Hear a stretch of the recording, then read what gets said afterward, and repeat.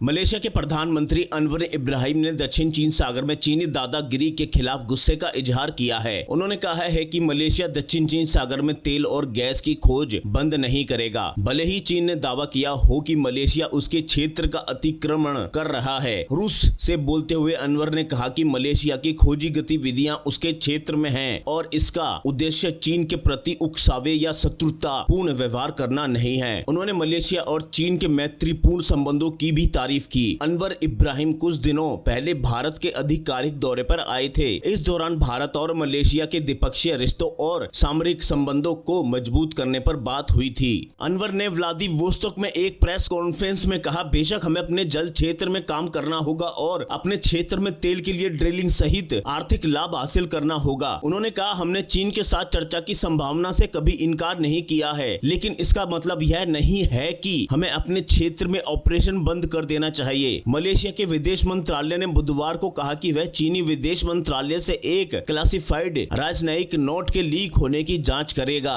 Philippine के एक समाचार आउटलेट द्वारा प्रकाशित नोट में बीजिंग ने दावा किया कि दक्षिण चीन सागर में मलेशिया के तेल और गैस अन्वेषण ने उसके क्षेत्र का उल्लंघन किया है। चीन लगभग पूरे दक्षिण चीन सागर पर संप्रभुता का दावा करता है, जिसमें फिलीपींस, ब्रुनेई, मलेशिया, ताइवान और वियतनाम के 200 समुद्री मील के अनन्य आर्थिक क्षेत्रों के कुछ हिस्से शामिल हैं। चीन के इस दावे से दक्षिण चीन सागर के किनारे बसे देशों के तेल और गैस को खोजने के प्रयास जटिल हो गए हैं। अंतरराष्ट्रीय कानून के तहत EEZ संप्रभुता को नहीं दर्शाता है, बल्कि किसी देश को उन जल क्षेत्रों से प्राकृतिक संसाधनों को निकालने के लिए संप्रभु अधिकार प्रदान करता है। मलेशियाई सरकारी ऊर्जा फर्म पेट्रोनास या पेट्रोलियम नेशनल बरहाद मलेशिया के EEZ के भीतर दक्षिण चीन सागर में तेल और गैस क्षेत्रों का संचालन करती है। हाल के वर्षों में चीनी जहाजों के साथ कई मुठभेड़ें हुई हैं। अनवर ने कहा कि चीन ने मलेशिया की तेल अन्वेषण गतिविधियों को रोकने के लिए 1 या 2 विरोध नोट भेजे हैं, लेकिन उन्होंने बिना कोई डिटेल दिए जोर दिया कि सरकार बीजिंग को अपनी स्थिति स्पष्ट करना जारी रखेगी। उन्होंने कहा, हमने कहा है कि हम दूसरे लोगों की सीमाओं का उल्लंघन नहीं करेंगे। यही हमारी कठोर नीति और सिद्धांत है। वह हमारी स्थिति जानते हैं। उन्होंने दावा किया है कि हम उनके क्षेत्र का उल्लंघन कर रहे हैं। ऐसा नहीं है। हम कहते हैं कि नहीं, यह हमारा क्षेत्र है, लेकिन अगर वह विवाद जारी रखते हैं